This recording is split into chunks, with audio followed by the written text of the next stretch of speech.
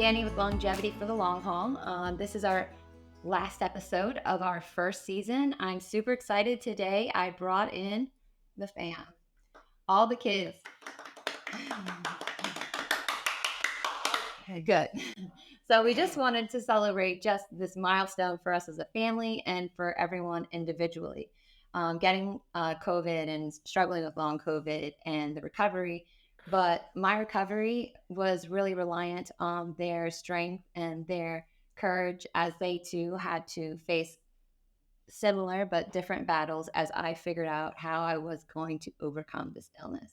So to start off, I thought it would be really fun if we played a game really quick. And it's like that one game is where you keep going, you say one word until somebody says the last word. You ready? So in one word, how would you describe our COVID experience? I'm gonna start with Quinn. Wild. Crazy. Fun. Stupid. Hard. Transformative. Tiring. Oh, he's out. He's out. Why so? That was good. Okay, now one word. How would you guys like to describe recovery? What was recovery like? One word. It was crazy too. Fun. Cool. Hard. Very hard. Beautiful. Long. You're out. Great. Peace out.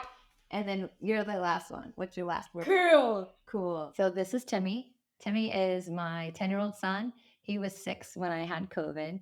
And he really has been the icebreaker, the person to make me laugh, the one to like really give me all the cuddles that I needed. And so Timmy, how's it going? Can you tell everybody a little bit about yourself?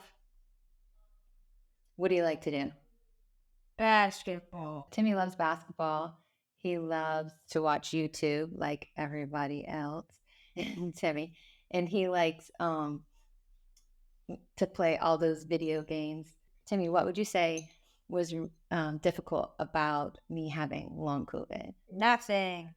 Nothing was difficult? Okay. So this is Wyatt. Say hi, Wyatt. Hello. How old are you? 13. What's your favorite sport? Golf. Golf. Yeah. So Wyatt is like one of my sidekicks, my little athlete. He plays baseball, he plays golf. And so real quick, Wyatt, what would you say was really difficult for you during like everything? Knowing within 2 weeks you weren't the same person. What would you tell another kid who is struggling with the same? It'll all get better. It'll all get better? Yeah. Yeah. And so if you could tell somebody something that really helped you during the whole experience, like were there special people, were there things, how did you cope with everything and how I changed? Just thinking it'll all get better. What were the things that we enjoyed doing together when I was really sick? Learning new information about COVID and the long COVID stuff. Yeah. What would you say was your favorite memory whenever Getting into Aviv. getting into Aviv? That was awesome. And my graduation, you said that was like one of your favorite That things. one was the best. I got to sit in a room for like a few hours. And then who would you say is your favorite person that has come into our life? Dr. Mo. Dr. Mo? 100%. Yeah. What would you want to tell other kids that have parents or other kids that are struggling, that feel like they're alone and that nobody understands? It'll get better. It'll get better. And what are you looking forward to in the future for us as a family? To dance again. To dance again, 100%. And I just really want to thank Wyatt for all of his courage during this time. He and I spent a lot of time on baseball fields because that's what I could do. I could drive somewhere and I could sit somewhere. And so I enjoyed watching him play baseball.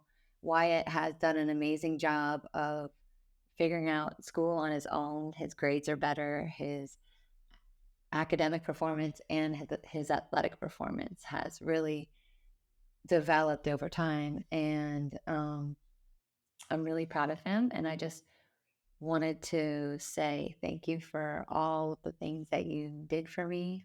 And it means the world by it. And I'm so proud of you. Thank you. This is Natalie. This is my daughter. She is amazing. She's been an excellent support during this long COVID journey. When I first got COVID, she was in 8th grade or 9th grade. Ninth grade. She Just even- started. at She new just school. started at her new school, which presented a lot of different problems. I really didn't know that I was confused at the time. So communicating with teachers and administrators, that was quite an ordeal. So, Natalie's graduating, she's going away to college, and I really want to give her a lot of credit for what she achieved in high school. Really is a tribute to her character, her strength, her talent. I'd always wanted to enjoy the high school experience, but it was, things happened.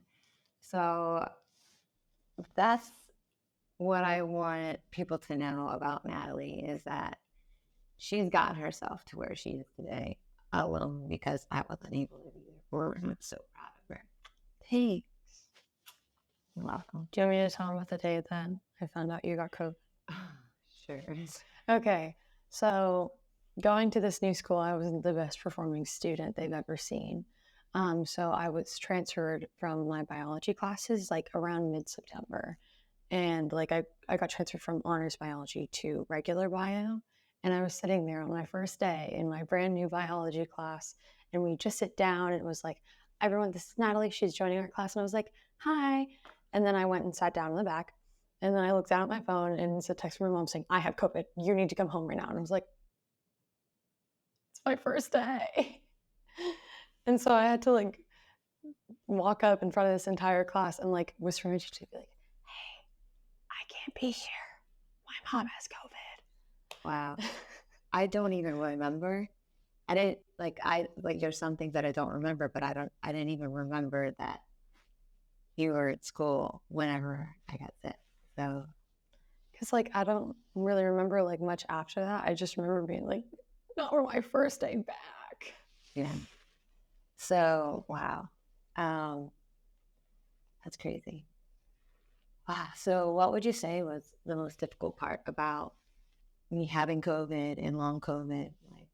What was hard for you? And what do you think would be hard for someone else who's going through what you've had through? I mean, I think the big thesis statement is you got to go through it. You can't go over it. And you just have to find your coping method. Hopefully it's a healthy one. And if it's not a healthy one, find a healthy one. I feel like that's the biggest thing that I wish I could say to myself. I think the hardest thing that I personally had to deal with is that you got sick and I think I was 15. I was no, I was 14 when you got sick because it's been 4 years. So I was 14 and that's the real start to being a teenager. And I went through my pretty much my entire teenage experience without having I'm sorry, but I'm without having my mother be present. I remember when I got my license, when I started working, what I really said a lot was that I felt I was just living in a house with people. It didn't feel like I was part of the family. And that's something that we struggled with my entire high school experience. Trying to get together and actually be a family was so much harder because you were always so tired, so you would want to go to sleep, or somebody had baseball, somebody had basketball, and there wasn't really an easy way for all of us to just be a family. Yeah. Which was extremely difficult on a budding teenager. And it was difficult just to manage everything because it didn't look like. And I'd say in the beginning, when I was confused, that was kind of the hardest part because I remember just not knowing where I was in space and time. We were driving and I lost my mind. Oh my God. I thought I was going to die. I thought you were trying to kill me. And I definitely didn't teach you how to drive. No. Who taught you how to drive? Dad. Yeah. You And got grandma, right? No, grandma got in the car with me like 2 times, but it like I didn't see her that often. Yeah. You were in the car once. And then after that I said never again. Yeah. You're not teaching me how to drive. And then Dad pretty much taught me how to drive from there. Yeah. And it was crazy because when I was confused, like I would say something, I would forget something, I wouldn't know, like, and we didn't know like that was a thing. Like in the beginning, it felt like I was just fighting with everybody, that it was being difficult, that, it wasn't until probably 2 years in or a year and a half in that actually somebody started talking about what was wrong. And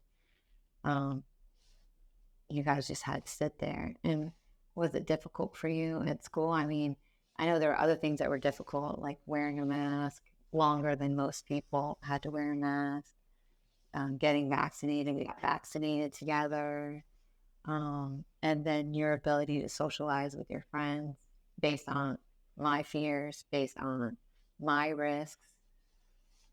I mean, I feel like that part was not the worst. Like that was fine for me. Like I didn't care. I wanted to wear a mask. I wanted to get vaccinated no matter what, whether you were sick or not.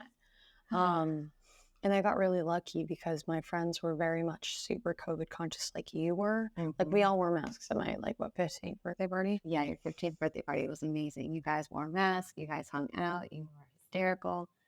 And it was literally one of my favorite memories of just meeting all your friends who really were a conscious collection of young people. What would you say helped you, like during this time? Like, what kind of resources did you rely on to get through like these difficult times? I think for the first couple of years, my therapist was really there for me. I loved her so much. She was the best. And then after that, I think working and finding other things to do that didn't include being in the house were really, really helpful for me. And your friends, well, Eleanor was pretty amazing. Yeah. I practically lived over there. Yeah, no, I spent so much time at my best friend's house, Eleanor, from pretty much, I spent a lot of time at her house, 14 and 15, obviously, but that was just as much as my parents could drag me over. And then I got my license and I was there every day. Yeah, and it's her mom, we were talking at graduation, I was just of all the things, my children's accolades will come and go, but for them to actually have a friend, and her mom, Susan, she really kind of stepped in and was really so kind and so thoughtful. And she would always be like, don't forget, you have to be here. Don't forget, this is happening. Hey. And she would send me pictures and video for times that I couldn't make it. I remember one time I wanted to go see her perform in Tampa, and I couldn't drive. I was riddled with symptoms, and I had said I was going to be there. And that was really hard for Natalie when I wasn't able to be there because I couldn't drive myself. And I really let her down. And it wasn't that I let her down because I was too busy and didn't want to be there, or it wasn't a priority. It was just one of the hardest things, was just not being able to do what I wanted to do and be there for her. So how would you describe, what was it like when I started getting better? How did you notice there was a difference? You started coming to things. I started showing up. Yes. Yeah. Because I remember that around my junior year, midway through is when it really started to kick back up and get closer to our new normal. Because I remember I went into the dressing room after, I think it was after we opened our concert, and we switched with the middle schoolers, and the middle schoolers were singing. I remember I walked in that dressing room, I was like, guys, my mom's here. And they were all like, what? Oh my God, that's so exciting. You know what I mean? And I think that was the first time that I really was like, yes, we're back. We're back, baby. We're back on board. Because we had an amazing life before. And it was a different life, I'd say I'm a different mom now in a lot of ways, because I was a very, I would say, performative mom, meaning I was doing all the things that I thought I should be doing, and kind of it was coming from a different place of trying to be perfect or be the best. And now I'm just more authentic, present, accepting of your opinions, your preferences, like as far as like the way that you see things and the way I respect your values, and I respect like I think if I didn't have COVID, I think I would have been a little more controlling over the prom dress, over the shoots, over who you were going with and what restaurant. And because I had no control, I think it actually worked out for the better, because you chose a lot of amazing like dresses and outfits, and you ended up with really great friends. So for me, this could have been a really bad time for you, and you could have, made different choices, but you were very supportive, and you were laser focused on your future and becoming an artist and becoming a leader in your school. And I can't take credit for that. And I would just like literally have so much respect for you and all the choices that you made during a difficult time. If you could say something encouraging to someone who is going through what you're going through, what words of advice or wisdom would you have for someone who's going through the same thing? Like as in like their parent is like Their parent, their friend, anybody. Like I've had the illness, you've had to live with someone with the illness. So what would you say to someone who was living with a loved one struggling with illness? okay, well if you're exactly like me and my age, drive with somebody else for sure.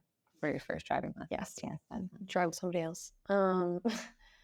If you want to do something, do it. And like I feel like that's like something that really like helped me get through it, is like don't let the fact that they're limited limit you.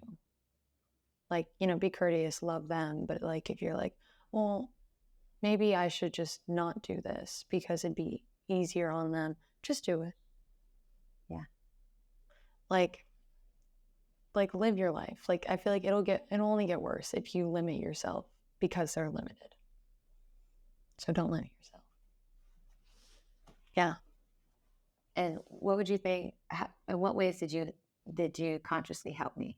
Like, what kinds of things would you do to help me? I think like I stopped like bringing stuff up in a way. Like I stopped making every single like performance and whatnot like such a big deal. It's just like, it's fine, you don't have to go. Yeah. And I just let you focus on you. And I loved you would also just come in there and lay in bed with me a lot of times. And that meant a lot to me. So what are you looking forward for the future?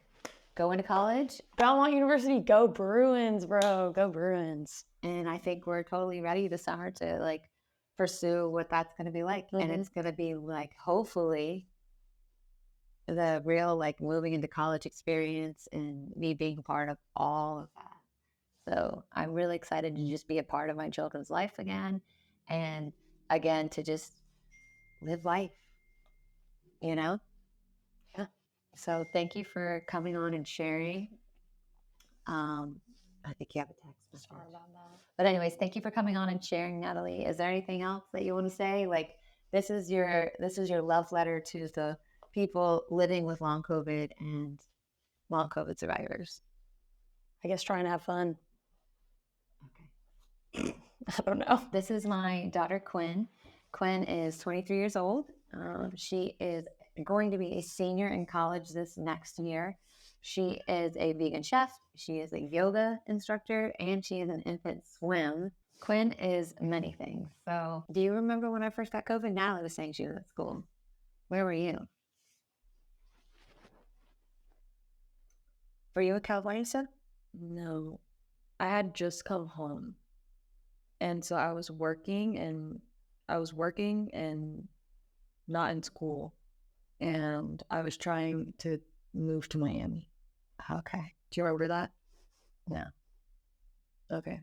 Well, yeah, I had a plan to FIU to go there so that I didn't Have to be here. didn't have to live at home anymore. Okay. And yeah, honestly, I feel like looking back to when you first got COVID is like it feels so long ago that it's hard for me to remember. Um, yeah, and but what I do remember is that, like, I don't know, like, if I remember, I should say everything. Like, You say whatever you want to say. I don't know. Like, I feel like what I want to say is you did get a lot of help. Um, like, I don't know if I should say that. Yeah, you could say all of it. Yeah, you didn't get a lot of help. Nobody really took you seriously. And I think, like, you asked for as much help as you could have.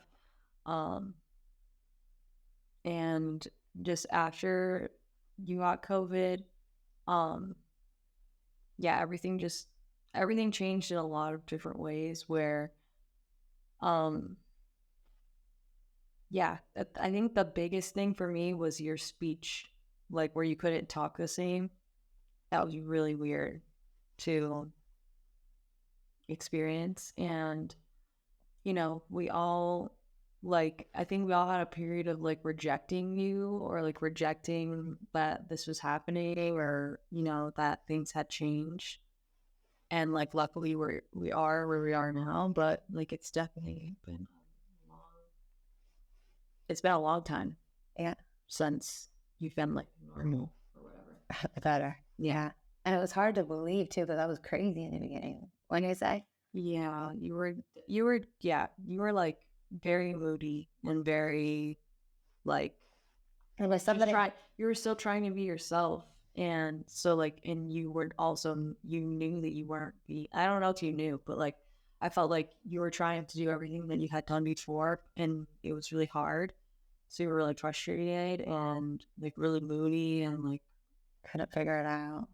yeah. Like if somebody would have told me back then in 2020 that I had a brain injury, and then we would have like lived our life like that, like, oh, my mom got a brain injury, I think everybody would have dealt with me like differently. I think a lot of people would have been more supportive, and because everybody was saying, oh, it's not a big deal, Yeah. that's kind of what happened.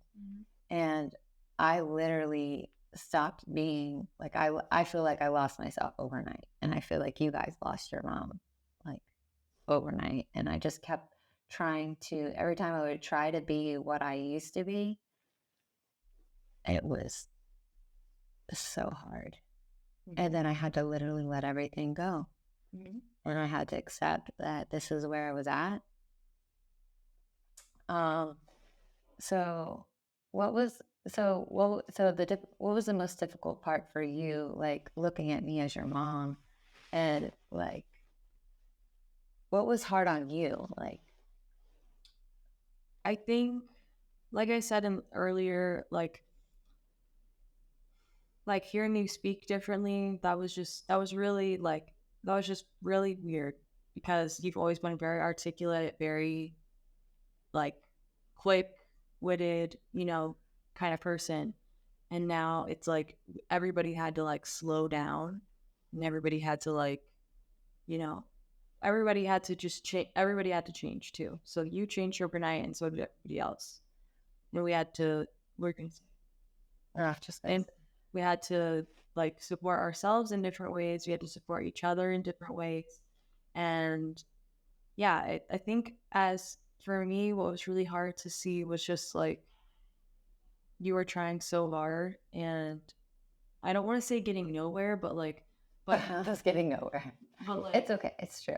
but it's not like, it wasn't always that way, but you were trying, really hard, but like nobody thought that you were trying hard because you were so tired, or you weren't getting a lot of things done, Yeah. So yeah, it was hard. Like I definitely, like, people in the family like felt a lot of resentment, or maybe not a lot, but people felt resentment towards you, and that was hard to watch. That was hard to like navigate, and like tell Natalie, like, she's doing you're doing as best as you can.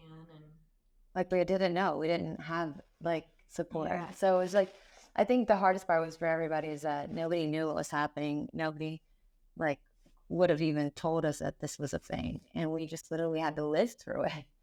we had to live through it. And I think it was really hard, especially with like the polarizing messages that about it being real, not being real, and being told that, I would intentionally, use my illness to create issues that would divide people, which was just, that was like literally the hardest thing for me to hear.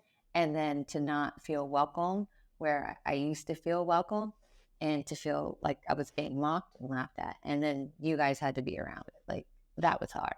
So you said that COVID is the first illness to be politicized, right? Mm-hmm. And I think because of the media and because of,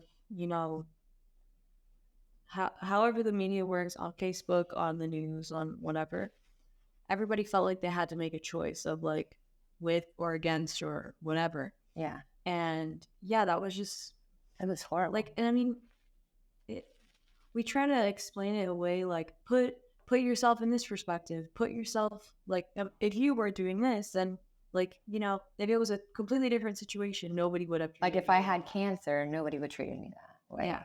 If I had a brain injury, nobody would have treated me that way. But we had to learn like why people believed what they believed, why they did what they did. So when we started dealing with the political relationships, you can go on it. We started dealing with, people as they identified with their political affiliations that kind of severed family. Compassion. Like, people felt like they had to make a choice if they believed it or didn't believe it, ignoring all the symptoms, all the back, like everything that you've been dealing with, our family's been dealing with, right? Like, and it doesn't make sense, like it didn't have to be that way. And I think it hurt. It hurt. A lot of people. Yeah. So, but I think some of the hardest things that I've dealt with in your recovery were just like having patience and compassion for you in your time of need. I had definitely had a hard time doing that sometimes, and I think a lot other people in our family have had a hard time doing that too. So just be patient and try to be as helpful as I can.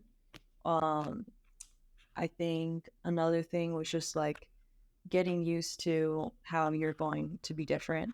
It's okay now, but it was just like that was a lot. I was rejecting it a lot. And yeah, and just being open to you're gonna change, and we all change, and we all grow, and we all evolve, and just look at it that way. That's what's helped me. Yeah, I think that this really gave you the time to like slow down and really slow down, because you were super fast beforehand. But really slow down and like look at yourself and like change what you think is necessary, and to be yourself, like to really grow into yourself. So I think there's a lot of hard things that came with COVID, but I think that that's definitely a benefit, like your ability to evolve. Yeah. Mm-hmm. I think we've all evolved like as a family. So who could you rely on during all this time? Myself. Yeah. I hesitated because sometimes I can't without myself. Yeah. But you learn, I think all of you, like all the children, learn to become self-reliant overnight. And that was really hard for me as a mom, like the guilt that I felt while I was trying to get better. But then just knowing and seeing what you guys went through was hard. But I'm very proud of all of you. Sorry, I didn't mean to cry. But when did you notice like things start to change for the better? Like, why do you think I got better? I think you got better because you remained consistent, and you kept like seeking answers, searching for answers, talking about it. talking to other people, and staying committed. Yeah. And I think when I saw that happen was probably before whenever you finally had the energy to search. Yeah. You know? There was a long time that all I could do was lay there. And then I was so thankful, like, whenever I took care of Jordan, that I was able to go to Mayo. And I felt like when I went to Mayo, that I started to understand, like, my perception of my illness and the world around me and the control that I had over things. And then, of course, after a V, then, physiologically, I got to restore my metabolic function. And I feel like I've been really well for the last, 9 months. Like, I'm, showing up. Yeah, when you started working out. Yeah, when I started being able to move my body and use my body as medicine for my brain and studying all the ancestral living and stuff like that. So you just kept looking for answers.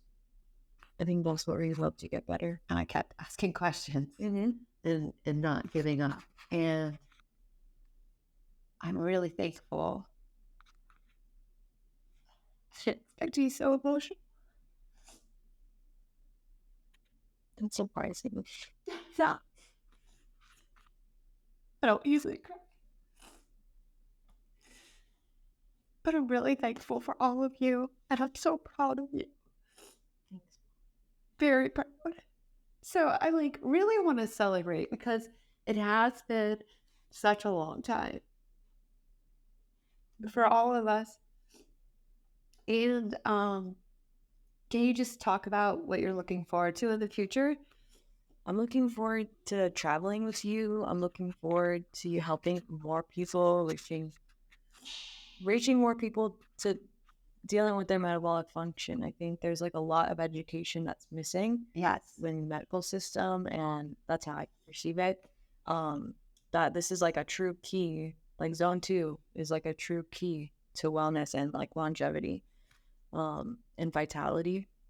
Diet, nutrition, rest, understanding that I needed to rest, and understanding that, the key point that I want all people who are struggling is to understand the amount of energy you wake up with every day, which you can see that every day on the Whoop. And then you conserve your energy to build it up over time.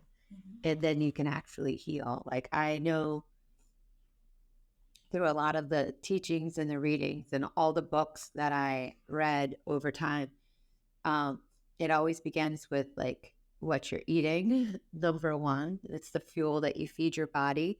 Our body needs, it could use, glycogen, it can use ketones to function. And once you, ferment the gut and you start resting, and then you start, doing the emotional work to heal all the trauma from all the things before you were sick. Yeah. Being sick. It's the thing I'm most grateful for is how much you've healed yourself as a human being since before you got sick. Yeah. I think you deserve that peace, and we all are grateful for the person you've become. Thank you. Yeah. So I think we can wrap. Is there anything that you would like to say to anyone else that's out there that's going through what you're going through? Or that have been through what you've been through that you would like to say or share? I think it's really important that self-compassion is transformative for yourself and putting yourself in somebody else's shoes. Patience, to be patient, to stay consistent, and Not to give up. Yeah, don't give up. Stay committed. Yeah. And get a community of people around you that can help you. I think that dramatically helps anyone in any situation, but I think in a long COVID situation, getting around people who really care for you and want to help you like you'll get better faster. And if you don't have that, keep going, because my mom did this pretty much by herself. So you can do it. Or I can help you. Like, I'll Or definitely you can help her. Yeah, that's the whole point of the entire podcast was it's my gift back to the long COVID community, just to share my insight and my personal story, so everyone has a frame of reference to not necessarily do what I did, but learn how to ask the right questions, so then you can find the right answers for yourself and for your family, and you don't feel like what has happened to you is your fault and that you're failing at recovery because you're not making progress. And I encourage everybody to create their own evidence, and then they look at the trends over time. I always say trends over time, because you don't know what you don't know. But then when you start using the Whoop, and then you start noticing, like, first, the amount of recovery that you wake up with every day, and you maximize your recovery, then you can balance your strain levels. And once you have the ability to recover, then you have the ability to endure more strain. And then once you figure out the relationship between what does and what doesn't work for you, you just can keep moving forward, and you can keep, you know, putting more money in the bank. I mean, learning how to make energy so then you can spend it for the rest of your life.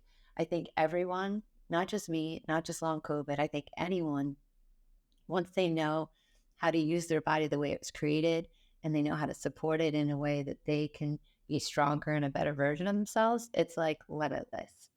And so I really want to thank my kids for being on the podcast today. I didn't know what to expect when we were going to film this. They were not perfect, but they were authentic, and they did their best. And each and every one of my children, they are my heroes, because if, I don't know, like, it would have been so much harder if you guys struggled more than what you did. And you're like, it wasn't perfect, but it was awesome just watching you guys from afar. And now I just feel like I'm ready to live the rest of my life with you guys. 100%. Full throttle. There you go. Do it. So thank you very much for joining us. This has been Longevity for the Long Haul. This is Danny. Season 1 is a wrap. And for anybody out there struggling with long COVID, feel free to drop some comments, ask me some questions. The whole reason why I've created all of this is to connect all of us and create a community where we can all feel seen and heard, and we can find out what works best for us, and we can become part of a new community, and we can be the foundation for everyone's future moving forward.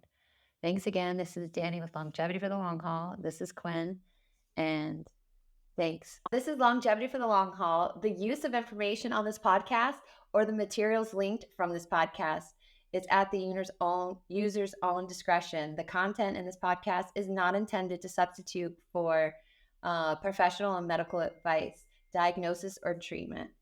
Again, this is podcast is a resource, it's entertainment, it's education, and it's community. Thanks for joining.